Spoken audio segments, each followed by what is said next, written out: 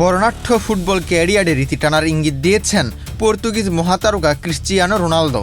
সব কিছু ঠিক থাকলে চলতি মৌসুম শেষেই পেশাদার ফুটবলকে বিদায় জানাতে পারেন ৪১ বছর বয়সী এই ফরোয়ার্ড। ভোগ ম্যাগাজিনকে দেওয়া এক সাক্ষাৎকারে রোনালদো জানিয়েছেন, আগামী বছরই সম্ভবত হতে যাচ্ছে তার পেশাদার ফুটবলের শেষ বছর। রোনালদো বলেন, সম্ভবত এটাই ফুটবলে আমার শেষ বছর হতে যাচ্ছে। আমি একটি স্মরণীয় ছাপ রেখে যেতে চাই। সৌদি ক্লাব আল নাসেরের সঙ্গে ২০২৭ সালের জুন পর্যন্ত চুক্তি রয়েছে রোনালদোর। তবে দীর্ঘদিন ধরেই তার অবসর নিয়ে আলোচনা চলছিল। এবার নিজেই সেই গুঞ্জন ইঙ্গিতপূর্ণ উত্তর দিলেন ৫ বারের ব্যালন ডি'র জয়ী এই তারকা। যদিও ঠিক কবে বুটজোড়া তুলে রাখবেন সে বিষয়ে নির্দিষ্ট কোনো সময়সীমা জানাননি তিনি। Gold's Gym across 30+ countries with over 700+ locations worldwide. Train anywhere, belong everywhere. ২৫ বছরের বর্ণাঢ্য পেশাদার ক্যারিয়ারে ক্লাব ও জাতীয় দলের হয়ে ৯৭৬ গোল করেছেন Ronaldo. Manchester United, Real Madrid, Juventus ও আল নাসেরের হয়ে জিতেছেন অসংখ্য শিরোপা। পর্তুগালের হয়েও পেয়েছেন ইউরো ও নেশনস লিগের মতো বড় সাফল্য।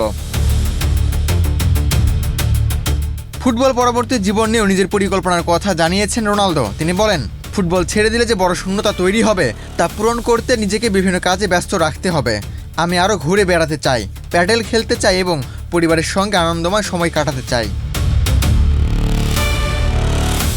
২০০২ সালে স্পোর্টিং সিপির হয়ে সিনিয়র ফুটবলে অভিষেকের পর ২ দশকেরও বেশি সময় ধরে বিশ্ব ফুটবলের অন্যতম বড় তারকা হিসেবে নিজেকে প্রতিষ্ঠিত করেছেন রোনালদো। তবে ক্যারিয়ারের শেষ প্রান্তে এসে তার সামনে এখন একটি বড় লক্ষ্য, ১০০০ গোলের মাইলফলক।